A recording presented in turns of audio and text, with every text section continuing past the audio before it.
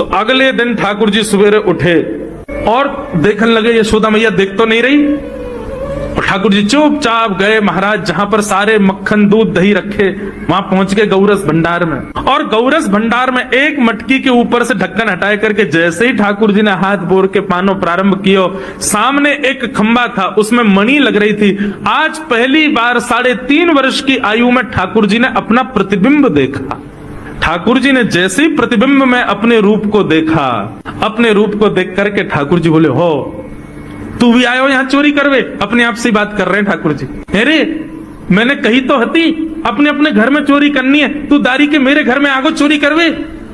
ठाकुर जी अपने प्रतिबिंब से बात कर रहे हैं। अब गौरस भंडार में ठाकुर जी की आवाज गूंज रही थी और वो गूंजते हुए रसोई घर में जा रही थी। रसोई में मैया ने सुनी, बोले ये लाला कहां से बोल लो है? उठ गयो कन्हैया? मुझको पतो भी ना चली, नूपुरन की आवाज ना आई। मैया दौड़ करके गई तो देखा ढूंढते ढूंढते गौरस भंडार में ठाकुर जी अपने प्रतिबिंब से बात कर रहे हैं। कितनी सुंदर झांकी है ठाकुर जी की। ठाकुर जी मक्खन पा रहे हैं। बोले अच्छा अब आ तो गए हो यहाँ पे, लेकिन सुन चुपचाप चोरी करके भाग जाइयो, मेरी मैया बहुत मारेगी तो को। बाकू यदि पतो चल गई तू चोरी कर रहा है तो को उखलते बांध देगी, मेरी मैया बहुत मारेगी। चुपचाप चोरी कर और निकल ले यहाँ से। ठाकुर जी चोरी की बात कर रहे थे, यशोदा मैया ने पीछे से सुनी, लाला ओ कन्हैया। ठाकुर जी घबरा गए, मैया कैसे आ गई? हाँ मैया कौन से बात कर रहे हो तू? अरे मैया देख हमारे घर में चोर घुसायो है।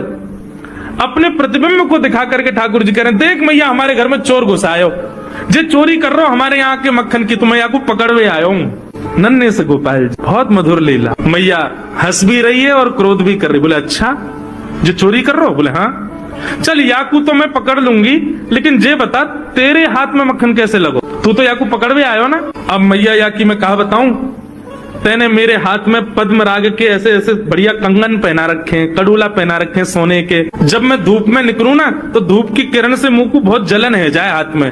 तो कल मेरे सखा मधुमंगल ने मुझसे कही, बोले लाला जे जलन तेरी दूर रह जाएगी, तू मक्खन में हाथ बोर लियो अपनो, सोई तेरी जलन दूर रह जाएगी। या हमारे भैया जलन हटावे के काजी मैंने हाथ बोरो है। भैया बोली अच्छा चल लाला, यहाँ तो तेरे जलन है रही और यहाँ पे यहाँ मक्खन कैसे लगो?